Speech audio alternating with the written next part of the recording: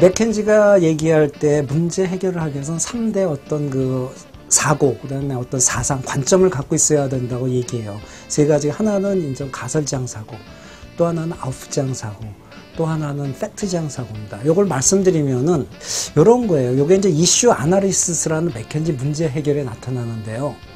먼저 이제 로직 트리에 의해 가지고 본인이 보고 싶은 어디가 잘못됐을 것이냐를 이제 로직 트리에가 전체를 한번 봅니다. 구조도를 그리죠. 그 다음에 하나하나에 대해서 어떤 가설을 세워요. 요거는 어떻게 틀렸을 것이다. 요거는 어떤 상황일 것이다. 하고 가설을 세웁니다. 가설을 세우는 이유는 가설이 설정이 돼야지 그게 맞는지 안 맞는지를 어디를 분석할 수 있는 분석 방향을 찾을 수가 있다는 거죠. 가설이 없으면은 뭘 분석해야 될지 방향성을 못 찾아요. 근데 가설이 설정됐다는 거는 저게 잘못됐다 잘못됐다를 무슨 자료를 보면 알 수 있다. 이런 좀 판단이 나타납니다. 그래서 가설이라는 걸 굉장히 중시합니다. 그 다음에 그 아우프지향 사고는 뭐냐면은 이제 가설 문제 분석 계획서를 만든 다음에 보통 다른 문제 해결 프로세스는 바로 이제 그 분석 작업에 들어가요. 근데 맥켄지는 독특하게 미리 차트를 만들어 버려요.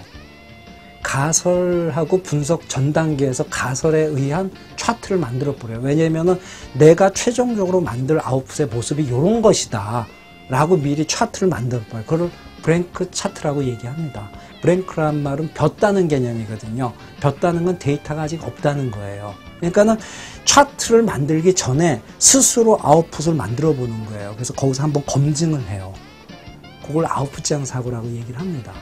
그 다음 팩트지향 사고는 뭐냐면은 이제 데이터를 검증해야 될 거 아닙니까? 아웃풋지향 사고에서 이제 차트를 브랭크 차트를 만들고 나면 그걸 검증하는데 그 검증할 때 팩트에 의해서 검증하라는 거예요. 그 팩트라는 건 현장에 있는 실제 데이터입니다.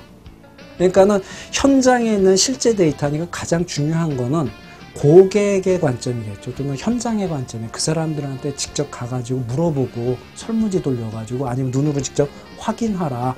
그런 것을 가장 중시한다. 그래서 그걸 팩트지향 사고라고 얘기를 해요. 그러니까 문제 해결 사고에 할 때 있어가지고는 먼저 어디가 틀렸다 맞았다 하는 걸 가설을 세우고 그 다음에 내가 최종적으로 나타날 모습을 어떤 것이다 하고 아웃풋을 그린 다음에 그것을 검증할 땐 팩트에서 검증하라.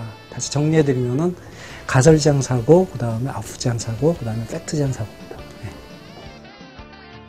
자기가 전문가라고 그러면은 보통 한 40%는 미리 검증하지 않는다는 것에 검증이 돼요. 그러니까 한 40%에서 50% 정도의 어떤 가설은 스스로 검증하기 전에 버리고 중요한 꼭 검증이 필요한 가설만 검증하라고 얘기하죠. 네.